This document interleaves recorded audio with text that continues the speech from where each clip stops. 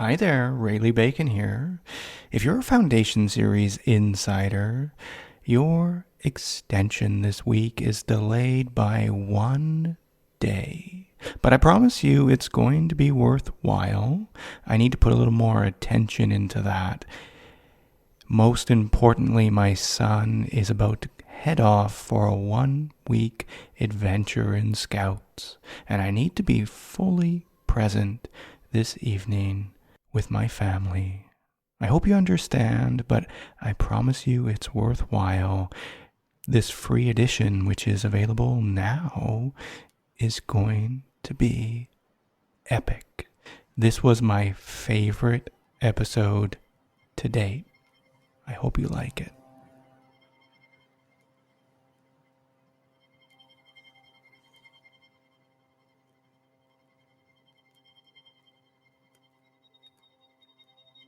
What if one man, a forgotten Italian recluse, held the key to ending droughts, calming earthquakes, and growing food that thrives without a single chemical? No government lab, no corporate backing, just a cluttered basement. Spirals, propellers, a microscope that claimed to see beyond atoms. And in the corner, a magnetic chair said to heal the dying. Outside, he experimented in silence, often alone, and once he even called down a storm to close down and finish an international motocross race because they were turning in the wrong direction.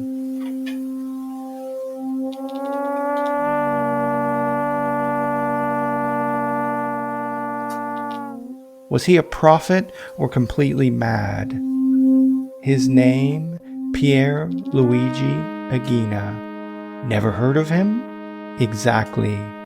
He's erased, laughed away, feared, ignored, because Aginena didn't just have theories, he had machines that could revolutionize not just the way we grow food, but the very way we see the universe, the cosmos, life, and frequency. Spinning coils, magnetic valves, devices that turned light into energy, frequency into life. He said all matter pulsed with a living rhythm, a magnetic atom, ignored by science, woven into everything, clouds, seeds, skin, and storms. Here's the twist. His work never really disappeared. It's resurfacing. Quietly in gardens and greenhouses, in the hands of quiet experimenters from Naples to Nova Scotia. They say it brings dead vines back to life, doubles egg production, even stopped hailstorms that could have wiped out entire valleys of crops. This isn't folklore, it's not a cult, it's not even about farming, it's about life's hidden code and the machines one man built to speak it. So if you're ready, really ready, to question everything you thought you knew about energy, matter, and life on Earth, strap in. This is the part where things get weird, very weird.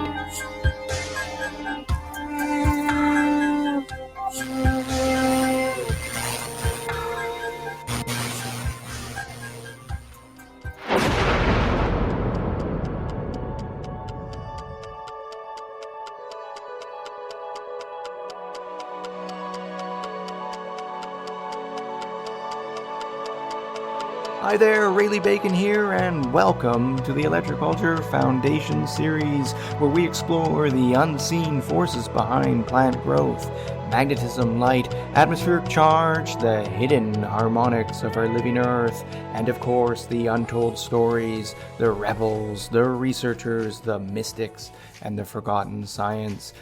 Coming up on Season 2, Episode 2, we've got the light bending, metal melting resonant frequencies of the crazy Pier Luigi Ighina. We've got the masquerading peach tree that wants to produce apples. Oh, how confused that tree is. And of course, we've got the practical insights of spiral antennas, Agina's magnetic monopole and what that means for growing high quality nutrient dense plants.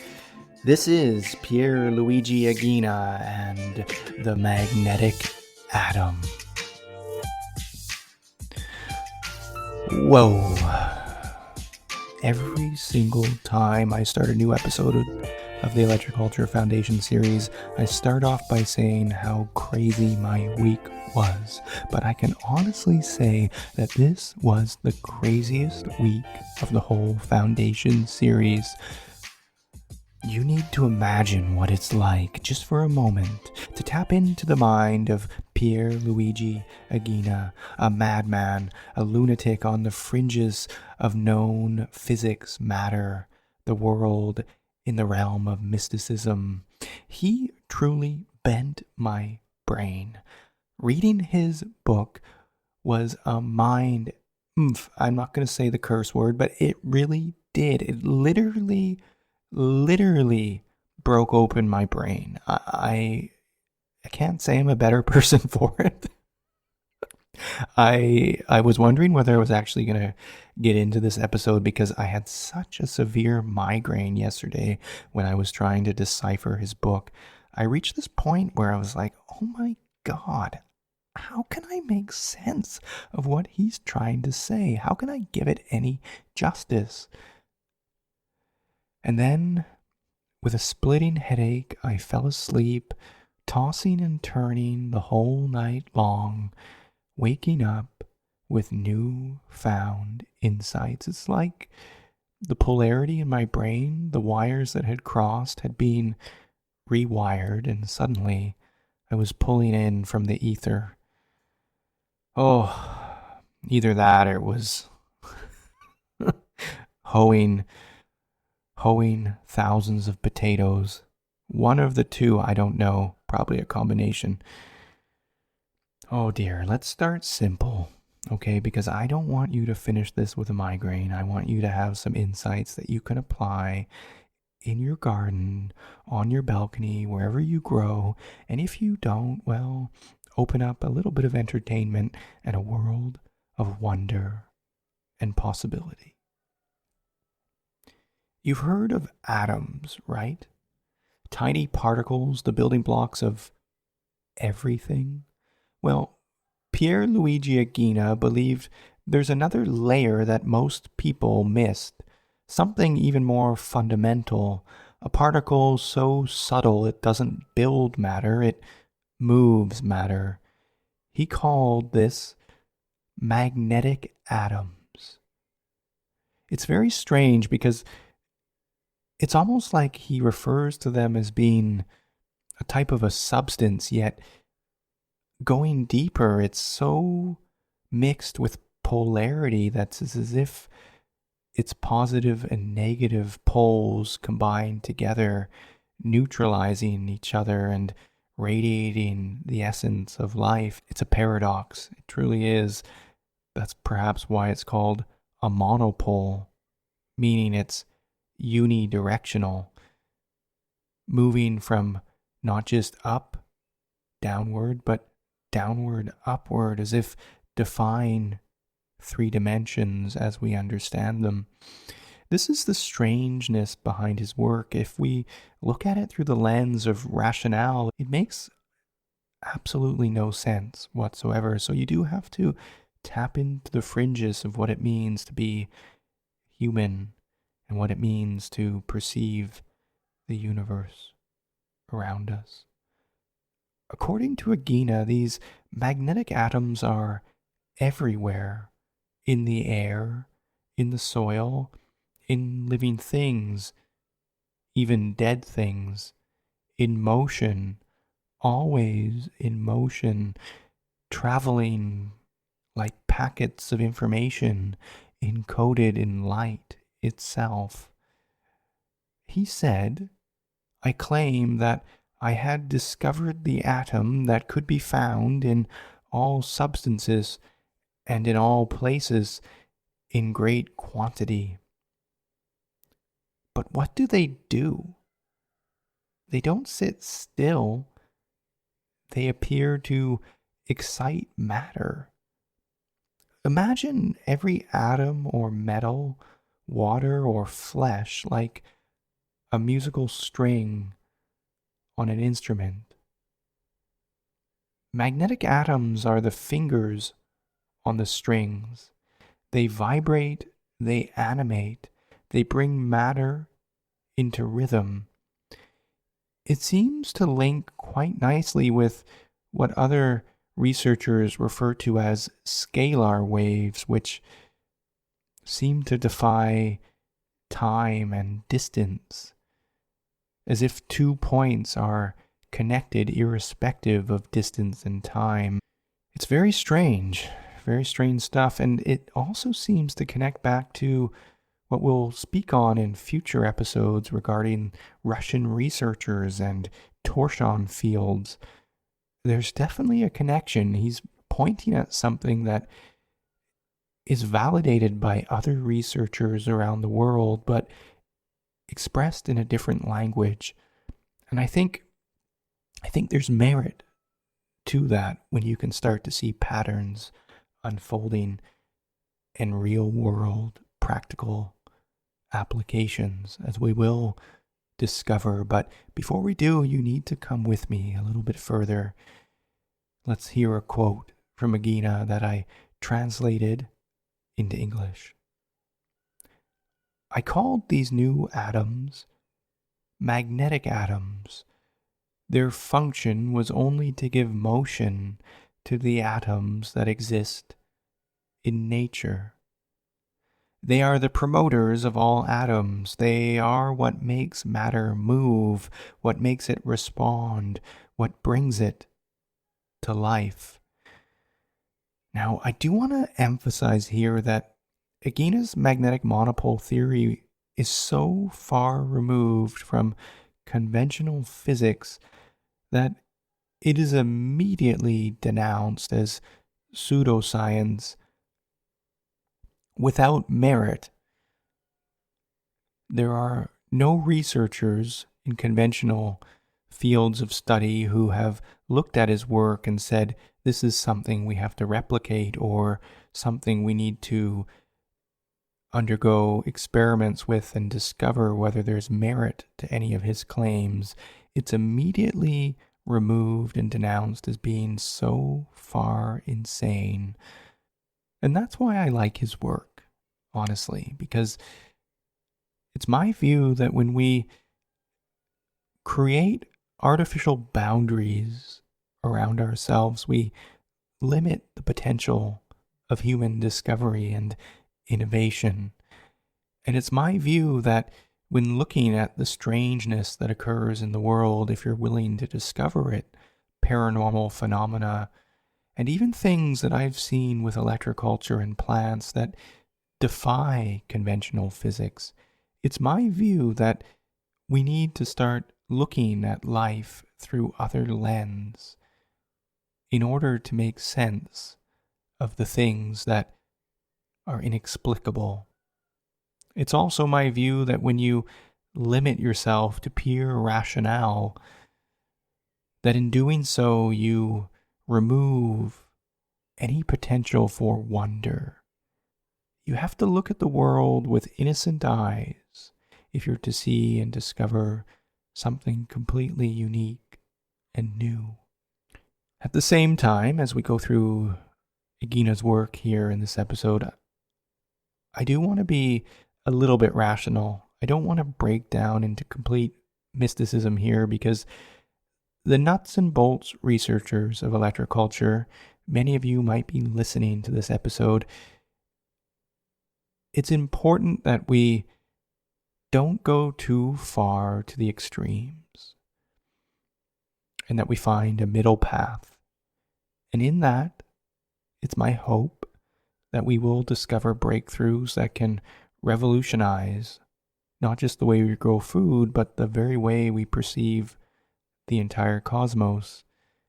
And it's my view that in doing so, we can create a world that is not only far more interesting than the one we presently inhabit, but a world that is full of potential.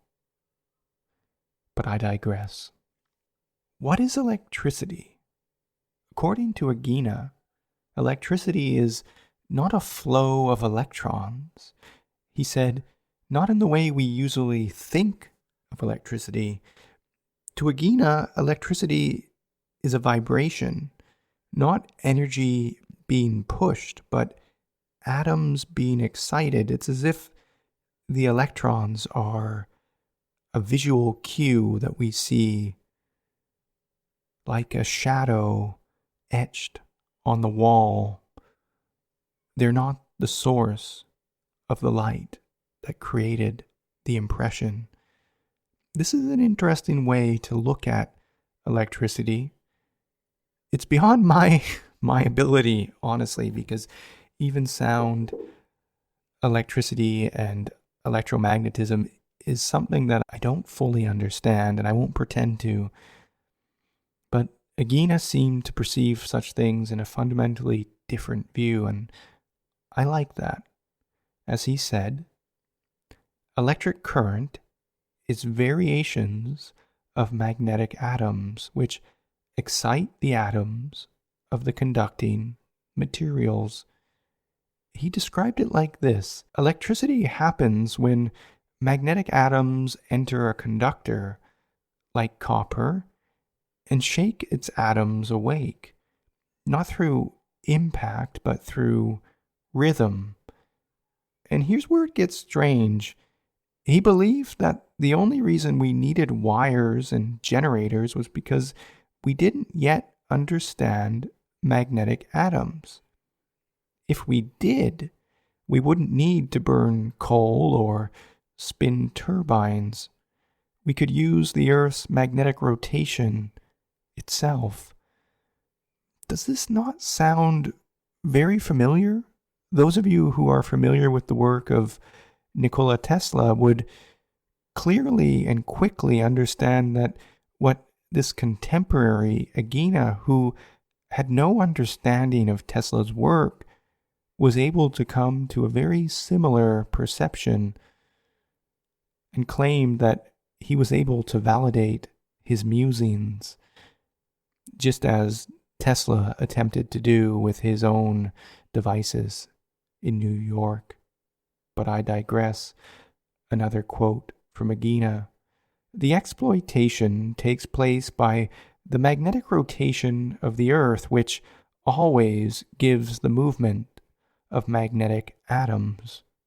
In other words, the planet is already generating energy.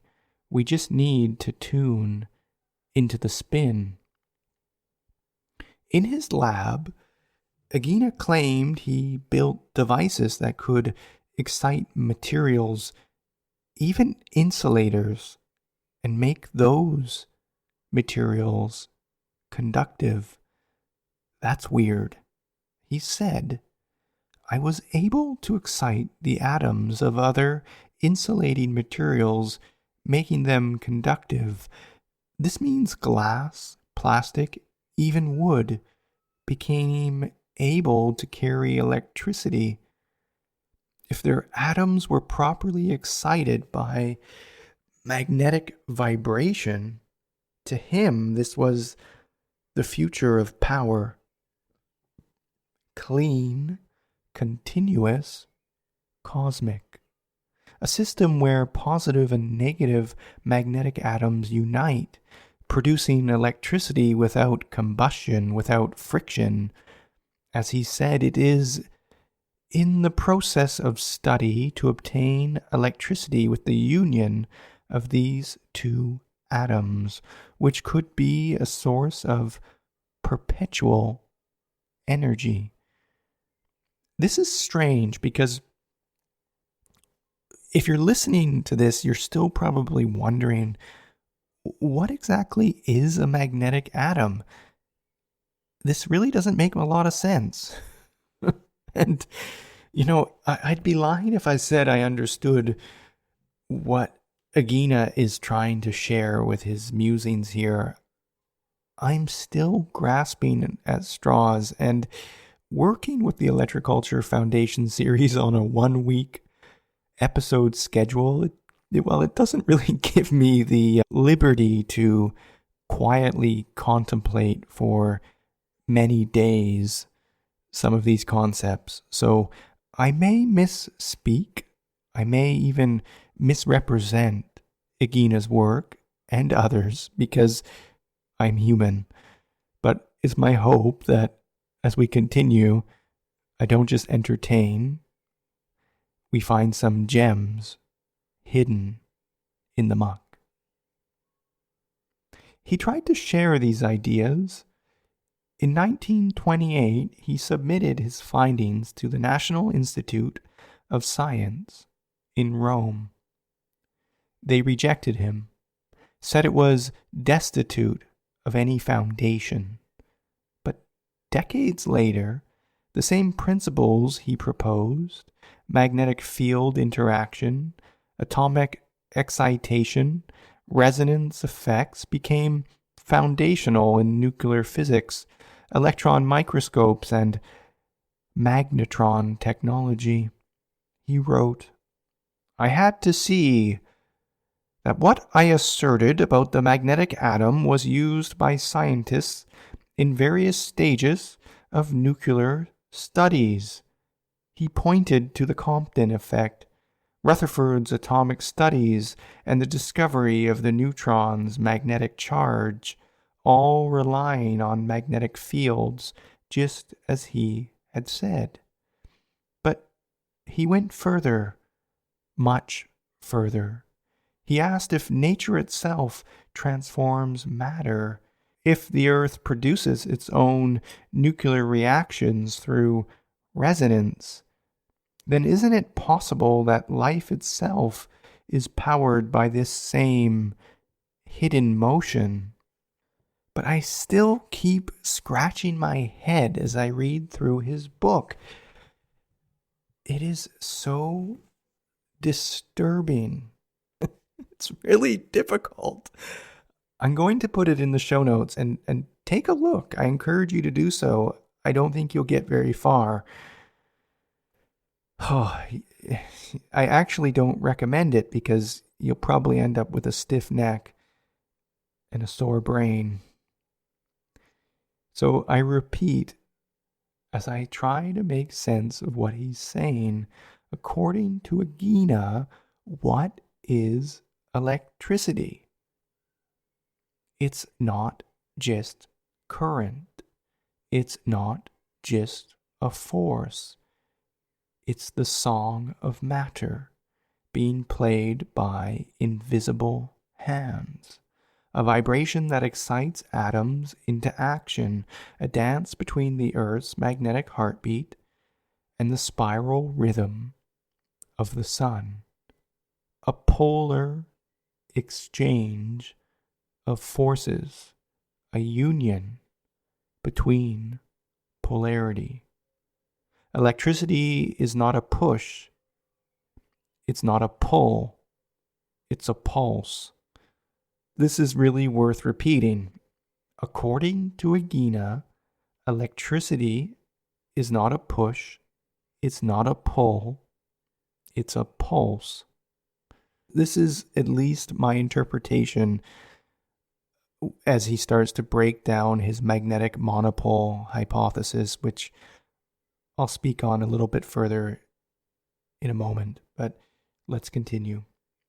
Therefore, the key to unlocking this exchange, Ighina believed, isn't found in bigger machines, but in better resonance, in listening, in tuning, in harmonizing with the natural movement of magnetic atoms that were here long before us, and will be here long after us. It's pretty humbling, actually, to start to look at Aginena's work through the lens of faith without too much scrutiny. It's really interesting, honestly, to look at the universe through his eyes. It changes everything when you start to grasp his insights and his philosophy. But his story, it didn't start in a laboratory. It started like many of us, in a garden or on a farm. That makes Aginena really special for the electroculture movement. As a pioneer, for him it wasn't just about wires or voltmeters. It had it had more to do with beans and tomatoes and sun-drenched soil and the barefoot musings of a man who was chasing the unseen pulse of life. A hermit, likely spending too much time in his head, in isolation. In many ways, I can relate to Aginena. Being a Canadian expat living in Italy, I still don't understand the Italian language at the depth necessary to share my heart and my greatest musings of the world, the depth of my character, the wonder that I hold for the universe. I cannot share that with anybody, even my beloved wife, who I love dearly. The stress of being modern parents and the frenetic energy of raising 2 kids with a homestead and, well, what sometimes feels like a struggling business. I don't have the liberty to sit quietly and talk, to hash out my ideas. They ferment inside my brain, and sometimes I collapse with migraine headaches, as I said earlier. I think this is actually a blessing and a curse, because within me there is so much that I want to share. I don't want to get emotional here, but honestly, if you're listening on the other end, you have no idea how grateful I am to share what goes on inside of my soul. Because like this lunatic, Aginena, I can relate, because presently the only opportunity I have to share that depth is with this microphone. I wish I could see you eye to eye, could sit with you and have a drink, shoot the shit, have a chat, speak about the wonders of the universe, and quietly breathe the fresh air of your garden. I want that. I really do. I feel lonely and isolated at times, and I think that's what fuels me to tap in deeper to what needs to bubble up to the surface. Just like Aginena, who created his seismic valves to create a pressure release valve that would prevent earthquakes and volcanic eruptions. This is my cathartic release. So thank you for that. So just like Aginena, I can really relate to him. You see, in 1936, Pier Luigi Ighina moved to Imola, Italy. This is slightly north-central Italy. He went to care for the estate of his sister's husband, Count Gamberini, the same count once linked to the infamous Marconi, the father of wireless communication, the discoverer of radio waves, although I think many discovered radio at the same time. Just as many of you are discovering some of the deeper insights of electroculture in isolation, in musings, alone, quietly, just like myself. While others hunted patents in concrete labs, Aginena wandered rows of vegetables with a stick, a notebook, and a theory. He didn't work with chemicals. Well, sometimes he did. He mainly worked with his contraptions with spirals with rhythm and resonance. He noticed something odd, a patch of earth on his land that always seemed to stay damp through the fiercest Mediterranean heat. I can relate to that. We get 40 degrees Celsius sometimes. It's very difficult, in fact. He didn't have any irrigation. He had no pipes. Just moisture as if summoned by invisible hands. So he built something. He called it a scanner of sorts. I couldn't really figure out what the true name was, or whether he actually made it, or if it was a fabrication of his mind. This is the musings of a madman, I repeat. Yet there are gems. He tuned his instrument to the subtle frequencies of the ground and claimed it could map underground water pathways, not by pressure or texture, but by vibratory pattern of magnetic motion itself. This is where Ighina's ideas begin to sound like science fiction until you realize they are built entirely on natural geometry. At the center of everything he said is the spiral. The spiral is essentially an antenna. He proposed that the sun and the earth had a magnetic monopole that linked them together, that the sun sent a magnetic monopole resonance in a clockwise direction as it vortexed down towards the earth, and with it, when it hit the center of the earth, it returned back to the sun in a counterclockwise direction. This is the weird thing about it. As I imagine it visually, I quickly realize something, that it really depends on your frame of reference.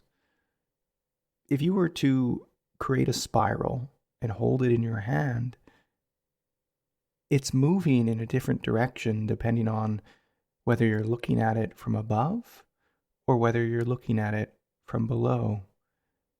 And within that holds the microcosm to the secret that Ighina was alluding to, that this resonance created by the exchange of the magnetic atom, its polarity, when united together, it crossed the boundaries between space and time itself, because at its heart implies a very important truth. If you look at a spiral antenna devised by his work, you will see that when made correctly, from above, the wire spirals clockwise, and from below, it spirals counterclockwise. But when you physically flip the spiral, you'll see that when it's inverted, the direction of spin changes.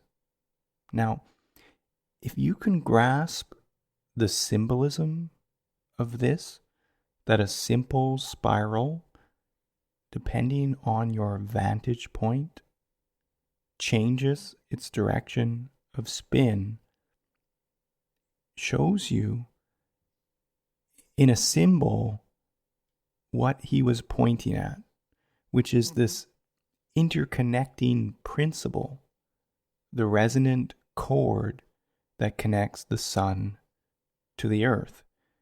That it's something that shouldn't be seen as being moving through the vacuum of space. That, in fact, it is something that is beyond space and time. And this is the paradox. This is the part that makes it so difficult to make sense of. Ighina once referred to the sun as not being a star that generated visible light, but was actually absent of light and was completely dark.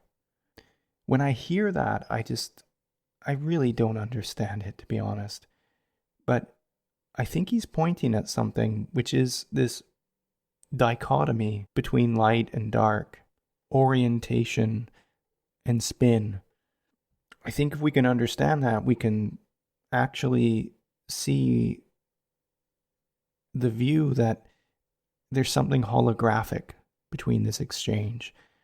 And Ighina, when he spoke about this spiral energy returning back to the sun, sometimes I also think that would it not be true that whatever connection that binds our planet to the sun, irrespective of distance and time, would also connect us to other stellar bodies in our galaxy and beyond?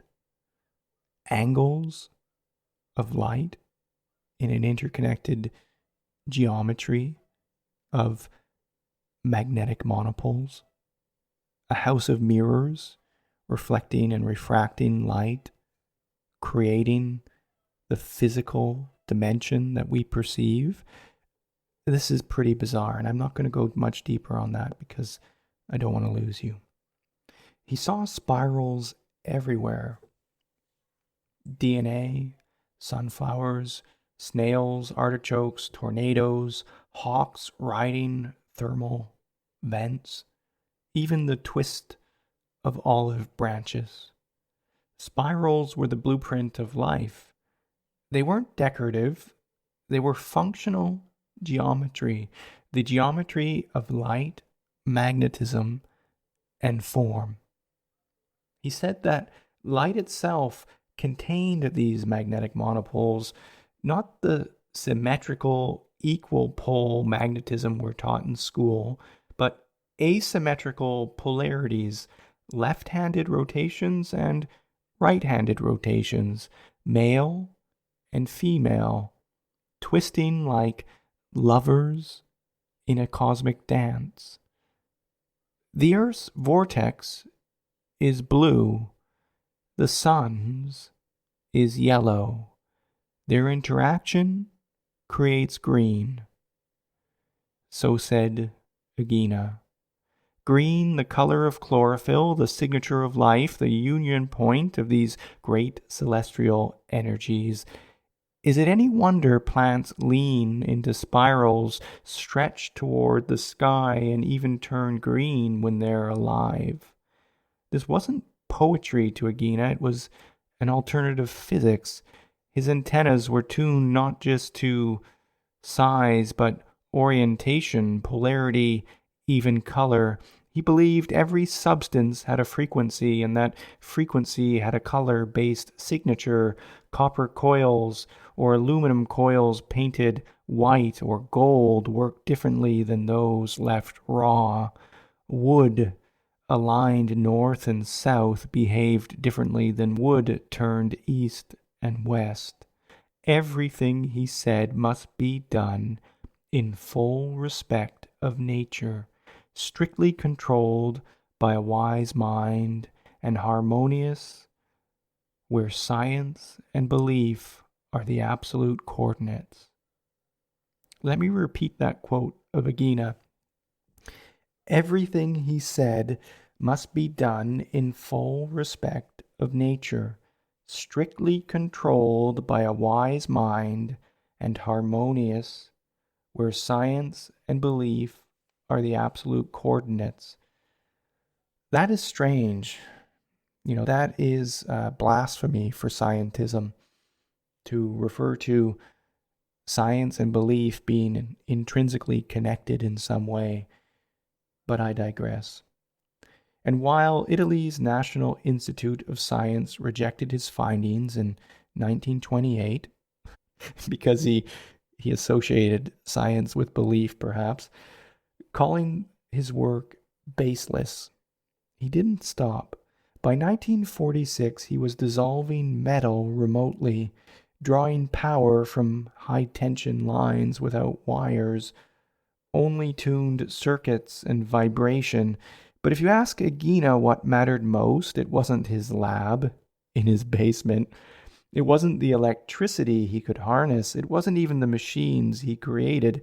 It was the fields that he grew in, the rain that nurtured the land, and his gardens. That's where his real work lived, in the lived environment. Today in Italy, people like Andrea Donnelly, who I mentioned in the last episode, they still experiment with Ighina's spirals.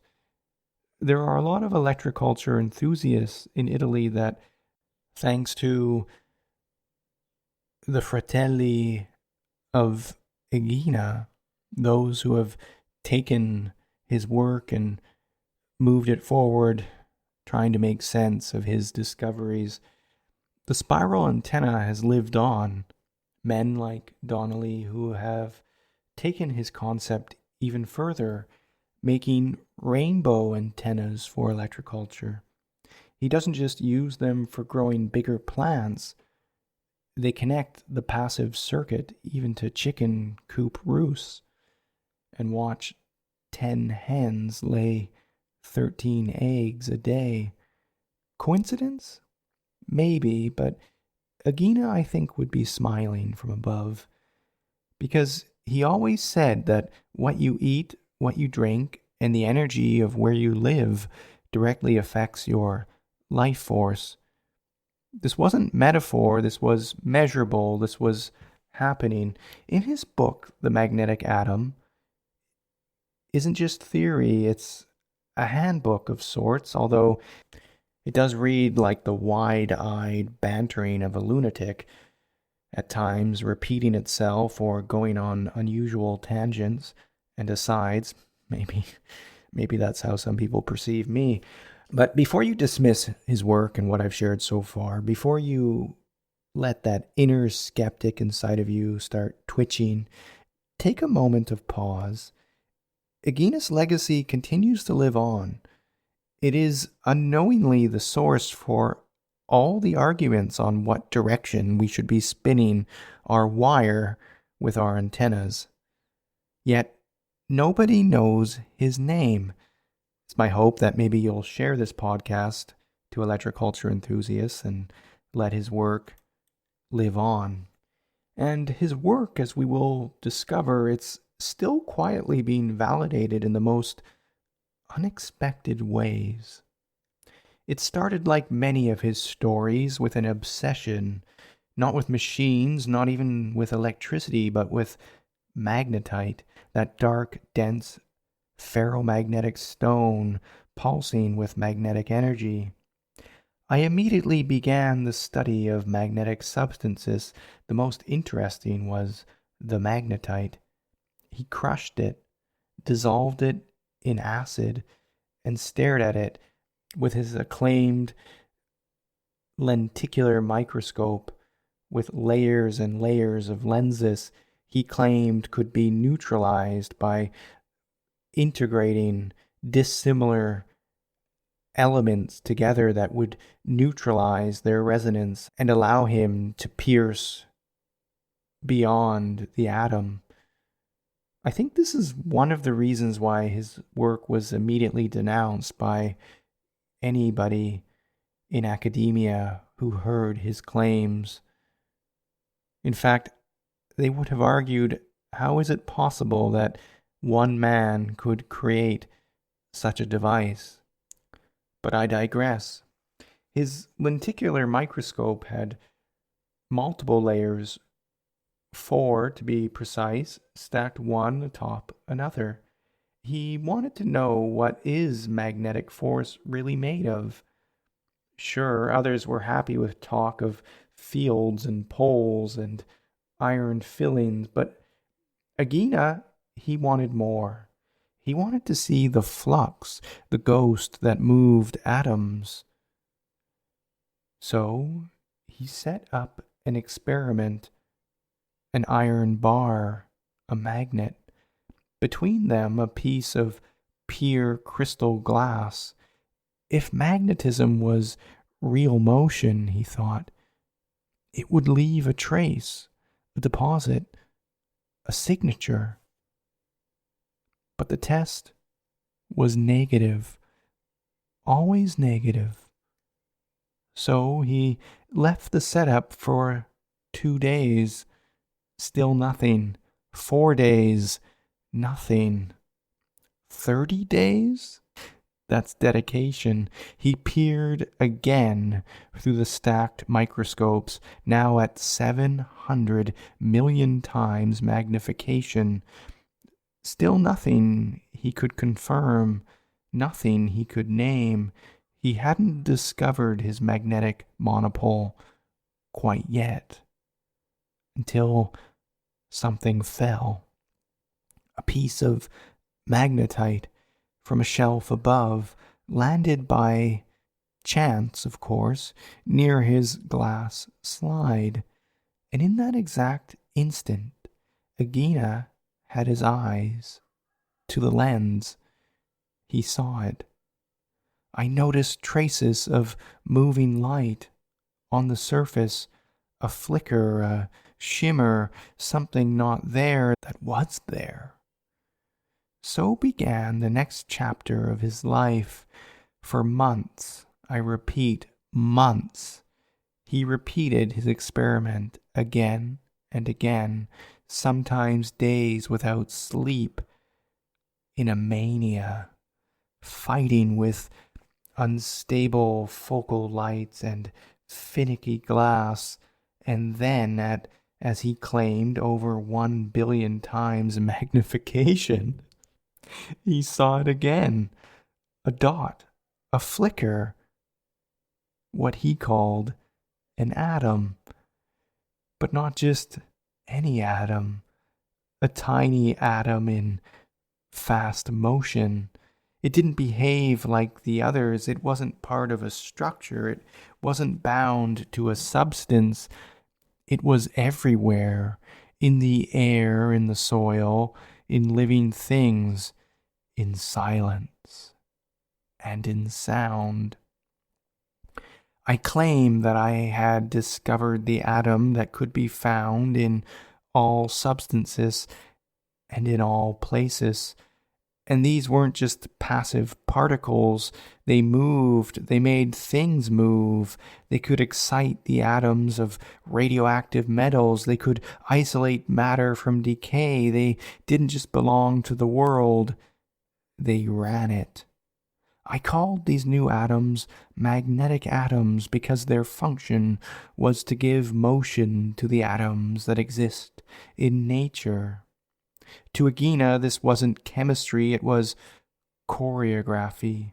These magnetic atoms danced, they spun and pulsed, joining each other, increasing in tempo, and with that tempo, they coalesced matter into form. Aginena wasn't ready to stop there. He wanted to influence this dance. He reasoned that matter could be changed with vibration alone. If I could bring and build a device to regulate the atomic motions of matter, he reasoned, I could succeed in changing the structure and substance of matter itself. And that, he believed, was the secret of nature's own laboratory, a system that turned seeds into trees, water into clouds, dust into life. What he claimed to discover that day wasn't just a new atom, it was the engine. It was the engine behind all atoms, the hidden rhythm behind nature's every act of transformation, the magnetic atom. Many of Agina's work, it seems impossible, ludicrous, and even, well, batshit crazy. But the strangest things in his book happen to be the validated accounts of other witnesses, like the acclaimed time that he melted metal at a distance, or increased the weight of sugar beets by 300%. For me, I would denounce all the accounts, and there are many, including radio broadcasters and journalists who visited his site in Imola, who saw very unusual things, those who saw firsthand how he could change the formation of clouds and induce rain with a propeller on his land, connected to tons of aluminum buried in his backyard. His claims are very bizarre, yet validated through people who have outlived him. Some of the stories may be hearsay, they may be exaggerations perhaps, but when I see firsthand how a simple spiral coated blue or red, depending upon its color, will have a different action to a crop, either inducing fruiting or vegetation, it is without question then that I begin to look into his work with different eyes. Maybe he wasn't insane after all. Because once you know something exists through direct experience, you can't unsee it. No naysayer can put question to your direct experience. And that's why electroculture is so inviting, why it calls us to continue and tinker and experiment, because like me, you've probably seen things that defy rational reason and lead you to wonder what is true and what is fiction. Aginena had found these elusive magnetic atoms, these tiny, radiant, and touchable specks that moved the entire dance of nature. And he wanted more. As I said, he didn't just want to observe them, he wanted to manipulate them. I think a better way to describe it is to orchestrate them. He thought in terms of harmonic resonance. Manipulation was a bastardized term I don't think he would respect. To harness their rhythm, to control their vibration, rather redirect their vibration. But how do you catch something that exists inside everything? He tried to isolate them, and for a brief moment he succeeded, so he claimed. He held them alone, suspended from the chaos of other atoms, and then, and only then, hell began to break loose. As he said, it was terribly dangerous. When these magnetic atoms were alone, they didn't just sit quietly, they vibrated faster and faster until they split, releasing new atoms with such explosive power that his materials melted on contact. Glass shattered, metals warped, unknown matter emerged, mutated and transformed. All the materials, as he said, on contact were melted and transformed into other matter. This was no longer just magnetism, this was creation. He had stumbled upon the secret alchemy of matter itself, and it scared him. Still he kept going. He returned to his microscopes, his coils, his sparks. He thought, if nature does this, so can I. The key was vibration. With the electromagnetic field, I had the opportunity to create magnetic atoms. He built tiny electromagnets, tuned them like musical instruments, dialed their frequency, their pulse, their spin. Each variation revealed new categories of matter, like unlocking different colors in a hidden spectrum. He began building what he called the vibrator of magnetic atoms, a rotating electromagnetic field, spinning, humming, an echo of Earth's own pulse. I structured an electromagnetic field identical to that of nature. Positive polarity above, rotating clockwise, like the sun's rays, and negative polarity below, rotating counterclockwise, like the Earth's embrace. Together they formed a semi-oval magnetic shell, a sort of energetic womb. This makes me think of his view of the Earth's color resonance being blue and the sun's resonance being gold or yellow, and where they united, green emerged. Was it a coincidence that green was the center of the known color spectrum? The center, the nexus? I don't think so.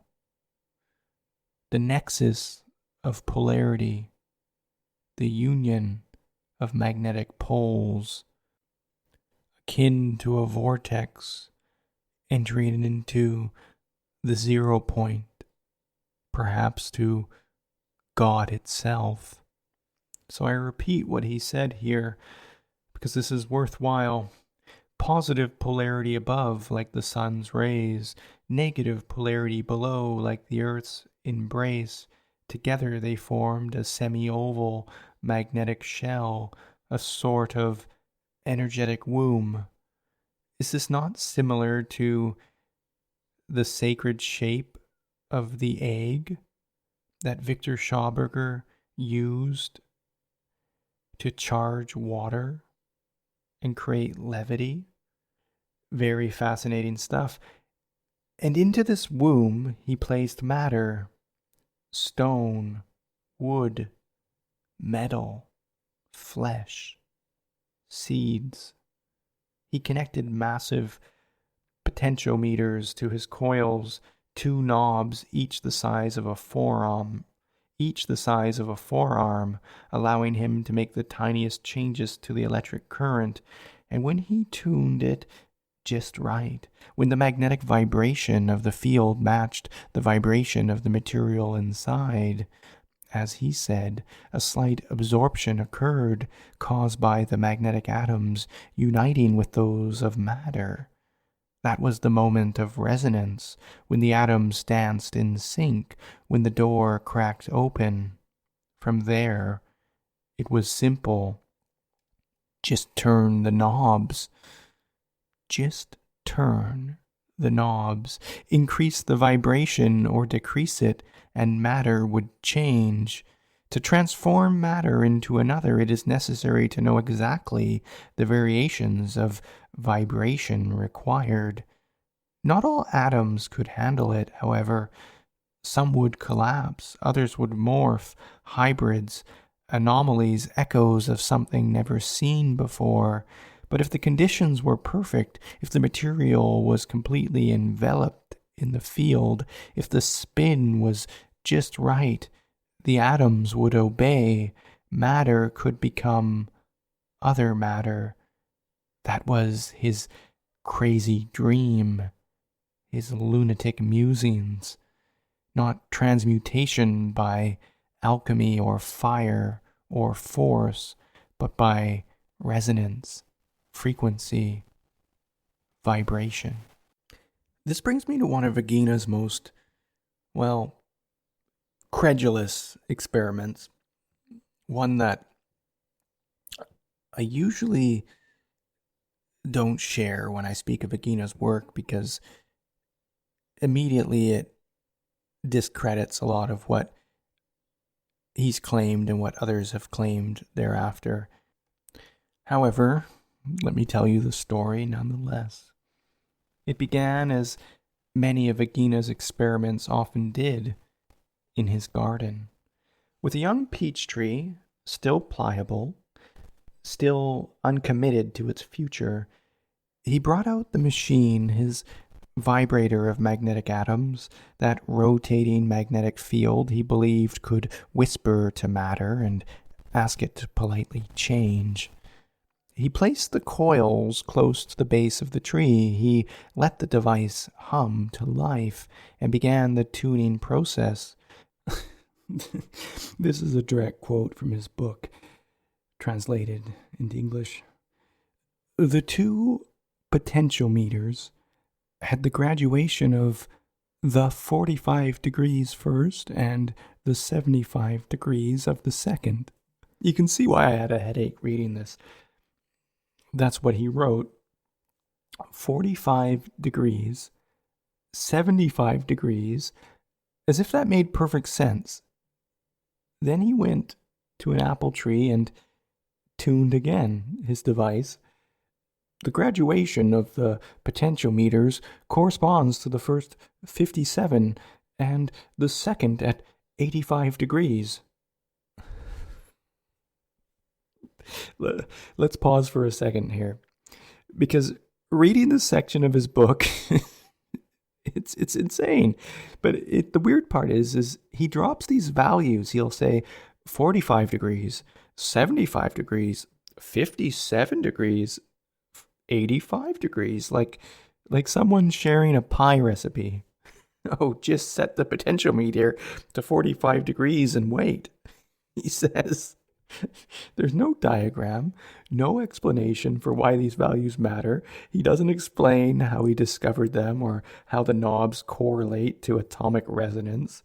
He's so matter of fact, as if orienting the magnetic field generator at a specific angle for a specific duration at a specific frequency should produce a tree that grows apples instead of peaches. That's the thing about Ighina. He writes like this is all obvious. It's quite annoying, actually. Like, everyone should know how to tune magnetic atoms and shift botanical identities through vibrational resonance. But I digress. Let's go back to his numbers for a second here. It makes the story quite interesting. Oh dear. He took the difference between the peach and the apple's settings, as he said, as if it's some kind of machine. As he says, the difference of the first potentiometer is 12 degrees, and the second is 10 degrees. You get 22 degrees. Then he did something only Ighina would do. He divided it by 30 days, which I presume has something to do with a lunar cycle or something. I don't know. But he rounds up. The 22 degrees must divide them. The 22 degrees must divide them for 30 days, obtaining the result of 0.7 degrees. And so each day he adjusted the machine by 0.7 degrees. As he said, slowly guiding the atomic vibration of the peach tree along a path to become an apple, like tuning a cello. Each day a tiny nudge, until one day it sings a new note. After final adjustment, he left the machine alone, and he says, this is why no one could ever repeat his work. This unit is left in that position until the transformation, the cycle that lasts 40 to 60 days. Then he shuts it off and waits. One takes off the unit, and the rest is done by Mother Nature. And when the fruit came in, they were apples, not peaches, not hybrids, apples.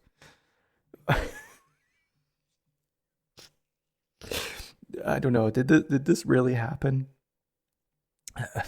This is why I said you got to start this episode by taking your meds. I don't know.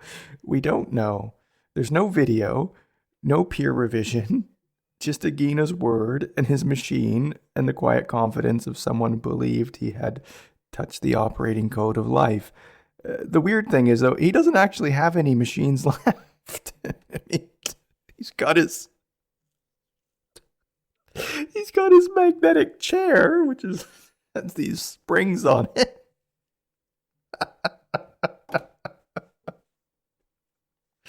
But the funniest thing about Ighina is, the funniest thing about his work is that he said that the reason other people weren't able to replicate his work was because he was doing it alone and he didn't have enough resources.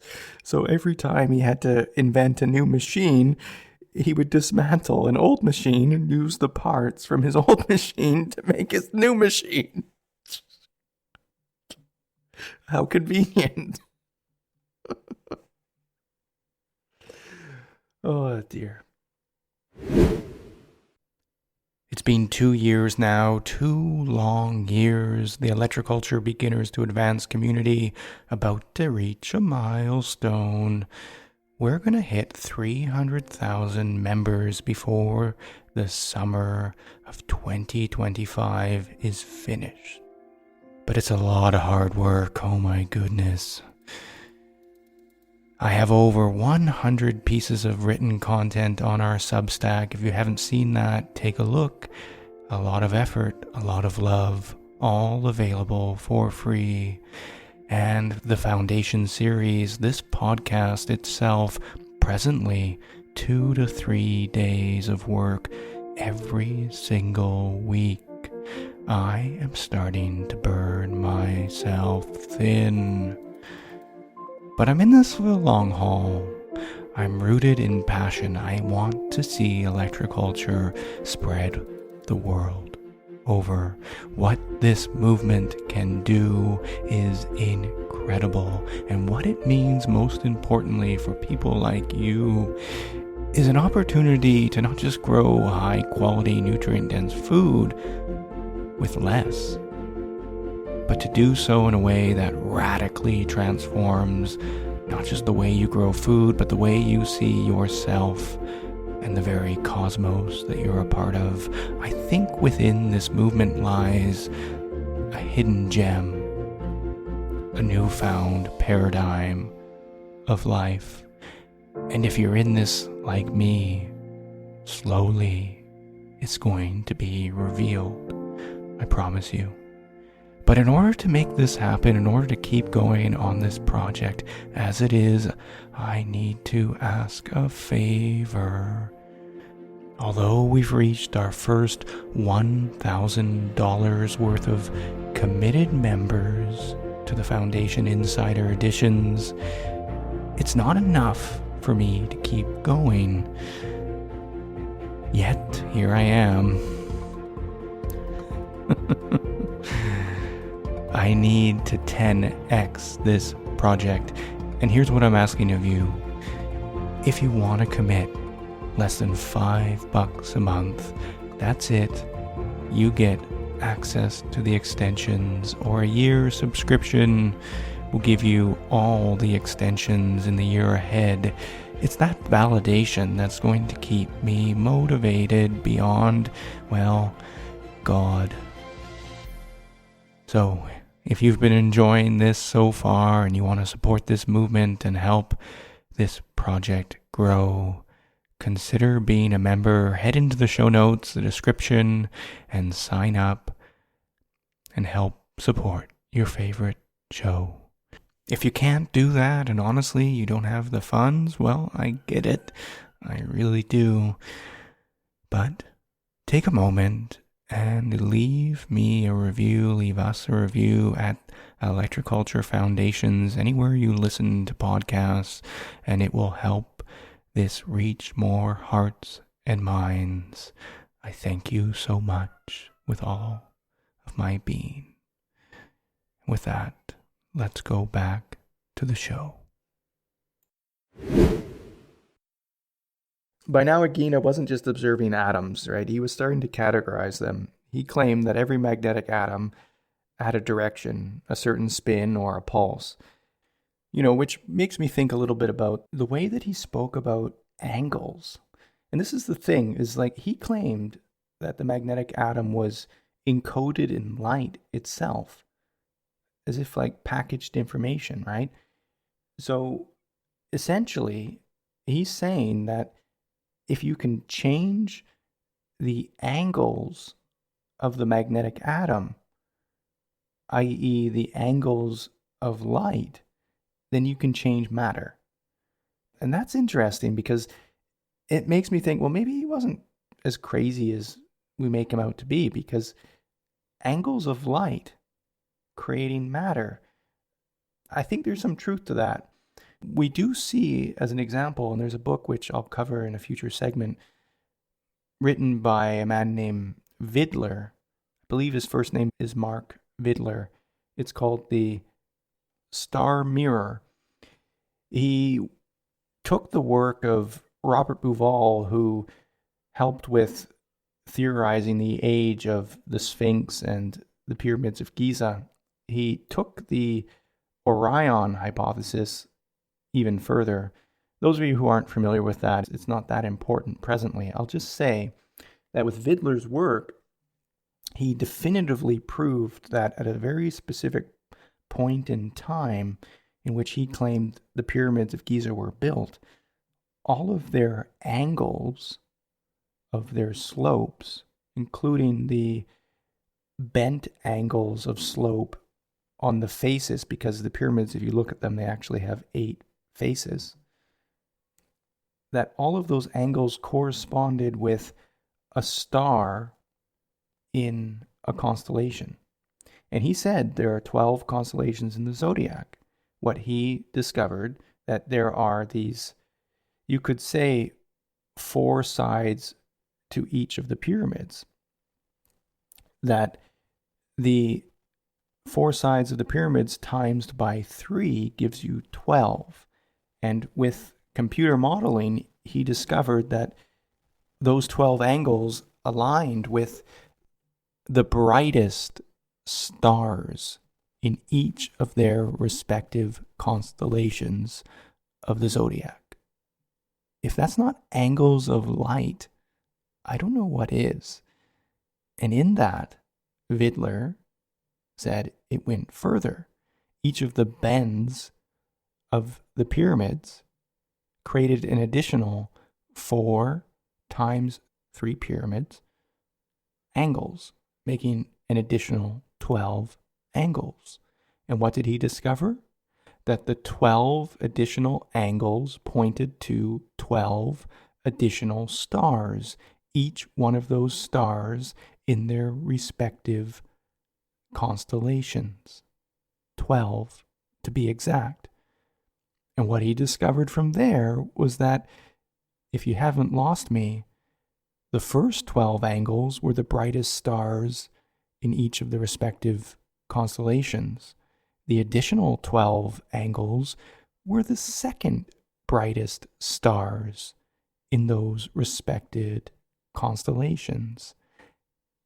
And then when he mapped the angle between those 2 stars in each constellation with our own, it created a very specific triangle that was the same angle in all of the constellations, implying that these angles of light were actually holographic fractals, which makes me think that maybe Agina's hypothesis of the magnetic monopole being angles of light connecting all matter together through geometry, and if you can alter that geometry through resonance, then you can change matter itself. That's pretty weird stuff. But this is the thing. This is what leads me, is if you imagine that different stars are connected through geometry of light, angles in space that are precise mathematical constants, and form geometric patterns that are incredible to witness, then this implies that the junctions between each of these angles are interconnected irrespective of space. And that brings it back to the polarity model of Aginena, which is interconnected magnetic monopoles between different stellar bodies. One big hologram. And he then proposed that if you could separate the polarity and then reunite them together, you could generate free energy.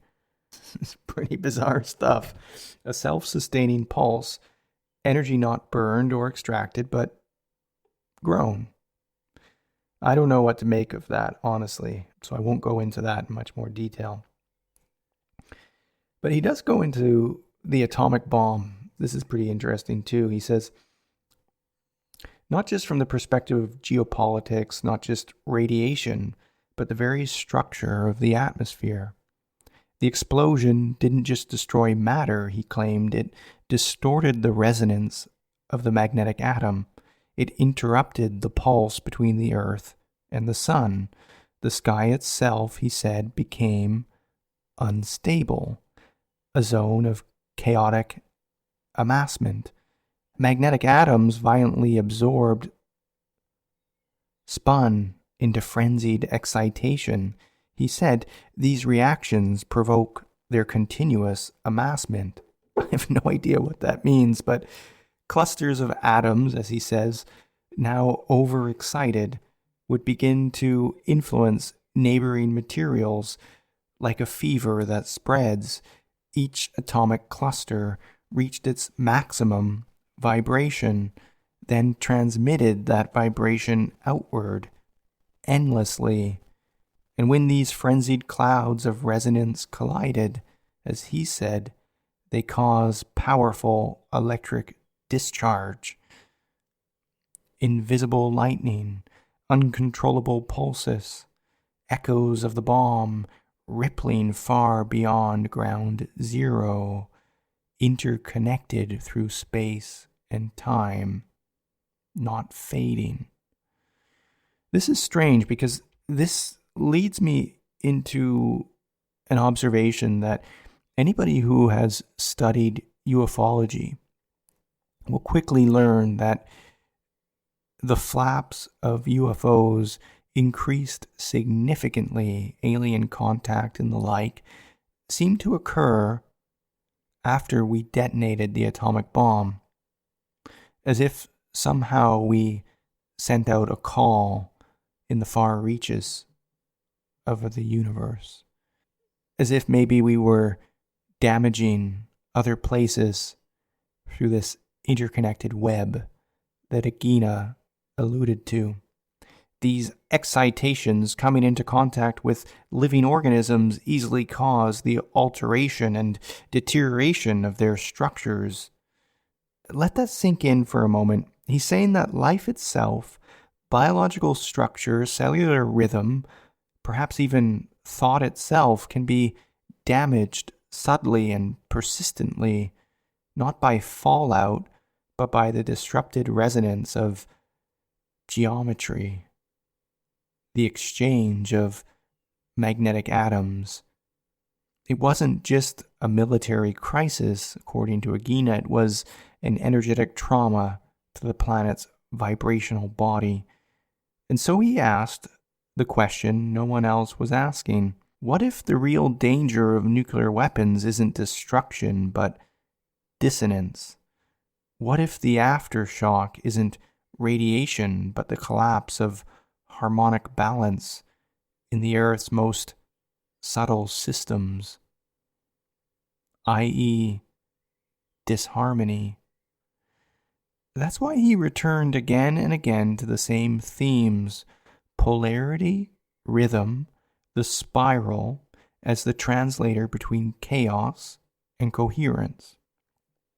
He saw nature not as random, but as choreographed. This underpins his work. I could go on, but we're hitting almost an hour and a half, and if you stayed with me, I thank you for that. Gosh, I had a lot of content lined up, and I seem to have just scratched the surface of his work. So was Pier Luigi Ighina a genius or a madman? I think the boundaries between genius and madness are actually very thin. So I think both, in fact, can be true all at once. There might be some things that he did that were just fabrications of his mind. There may be other things that had merit. And given the results of the opening story that I shared, that I'll give a little more justice now, inducing rain on a racetrack, it wasn't a one-time event. Aginena did this over and over again. I don't think of him in that lens as this quiet old curmudgeon who wanted to rain down on the festivities of others. He had a reason behind it, although maybe crazy. Let me tell you as a story. There he was, standing in a wide open field beneath a blank sky, his strange propeller, part sculpture, suspended in the air, tons of scrap aluminum buried in the soil beneath, like some mythic accumulator. Ighina wasn't doing this as a demonstration. Not really, because everyone in Imola already knew what Ighina could do. Whenever anyone attended a race, it didn't matter if the sun was shining and there were no clouds on the horizon. All the locals would bring an umbrella. The event that afternoon was special, international. Crowds packed the seats of the Imola racetrack. Engines roared, cars thundered past in perfect sequence. And then the sky, perfectly clear just moments before, began to break. And I quote the translation from the local newspaper that documented the account.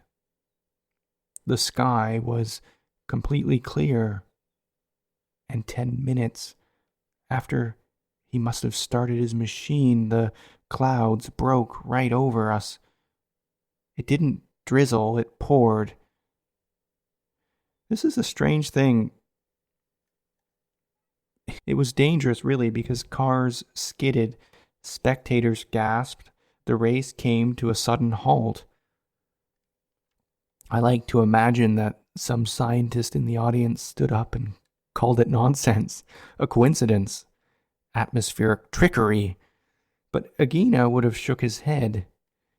He said he didn't summon the rain out of anger, not because of the noise, not because of the crowd. He said he had to do it because the race cars were driving in the wrong direction. That's the kind of man he was. Driving in the wrong direction. Did Ighina understand the hidden codes of the universe?